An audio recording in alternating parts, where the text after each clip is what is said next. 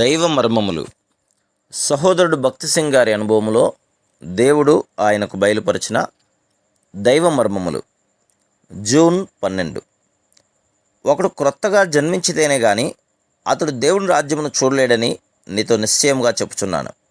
యోహాను సువార్త 3:3. దేవుని స్వరమును విని సౌలు పౌలుగా మార్చబడెను. అపొస్తలుల కార్యములు 9:3. అతడు దమస్కునకు పోవు మార్గములో ఒక వెలుగును చూచెను. అది సూర్యకాంతి కాదు గాని దైవ వెలుగు. సౌలు ఆ వెలుగును చూచినప్పుడు నేలను పడెను. సౌలు తన కళ్ళతో ఆ వెలుగును చూచినట్లు మీరు అట్టి వెలుగును మీ కనులతో చూడకపోవచ్చు.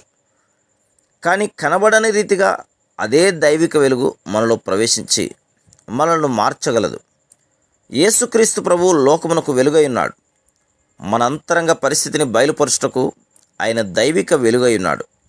బహిరంగంగా కనబడని పాపములన్నీ దైవిక వెలుగులో బయలుపరచబడును. బాహ్యంగా ఏ వెలుగును నేను చూడకపోయినప్పటికీ ఈ వెలుగు నాలోనికి ప్రవేశించి నా నిజస్థితిని బయలుపరచెను. యోహాను సువార్త 3:3 నిశ్చయముగా మీతో చెప్పుచున్నాను అను చిన్న మాటను చదివినప్పుడు నా కనులు తెరవబడెను. నేను నీతో నిశ్చయంగా చెప్పుచున్నాను అను మాటలు నా చెవులలో ప్రతిధ్వనించెను.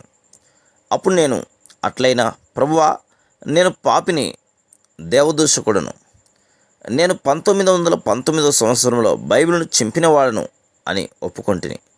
నేను మోకరించి తిని మరియు నేను సంపూర్ణముగా మర్చిపోయిన గత పాపములన్నిటినీ చూడగలిగితిని. సౌలుకు కూడా ఇదే విధంగా జరిగాను. అతడు తన సొంత జ్ఞానంతో దేవుడిని వెంబడించుచుండెను. తన అంతరంగ పరిస్థితిని తాను గ్రహించినవాడు కాడు. కానీ దైవ వెలుగు తనలో ప్రవేశించినప్పుడు నా శరీరమునందు ఏ మంచియు లేదని అంగలార్చెను. అయితే ప్రభువైన యేసుక్రీస్తు, నీవు తెలియక నా పనికి హాని కలిగించుచున్నావని క్లుప్తంగా చెప్పాను. దేవుని వెలుగు మనలో ప్రవేశించినప్పుడే మనం దేవుని పనికిని మనకును ఎంత హాని కలుగజేయుచున్నామో ఎరగలం.